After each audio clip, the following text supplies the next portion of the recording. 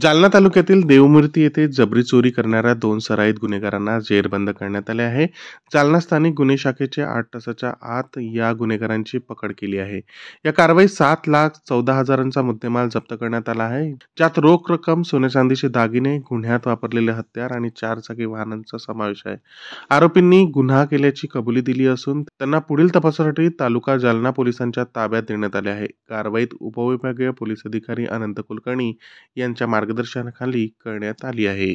तालुका police station हद्दीत देवमूर्ती नगर येथे एक दिवसात जबरी चोरीची घटना घडली होती, ज्यामध्ये काही लोकांनी एका व्यक्तीकडून कार आणि त्याच्या घराचे कॅश आणि गोल्ड वगैरे सगळा तो जबरदस्ती घेऊन गेले होते.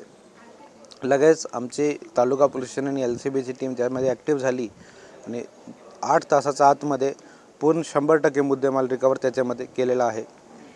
2 आरोपी त्याच्यामध्ये अटक केलेले आहे. दोघे सराईत गुन्हेगार आहे. 7 तारीखला म्हणजे 4 दिवस अगोदर नागपूरमध्ये पण दरोडाची घटना याच आरोपींनी केलेली आहे आणि अमरावती, नागपूर, यवतमाळ 3 जिल्ह्यामध्ये ही वॉन्टेड होते. सगळे ठिकाणी दरोडा आणि रॉबरीसारखे गुन्हे याच्यावर दाखल आहे. तसेच प्रत्येकवर 25 ते 30 गुन्हे एवढे केसेस सर्वांवर रजिस्टर आहे. एक मोठा गँग जो की नागरिकांची सुरक्षासाठी मोठी हानी करू शकत होता, ते पकडण्यामध्ये आमची टीमला सक्सेस भेटली आहे. Follow Use, OTIC News. Thanks for watching.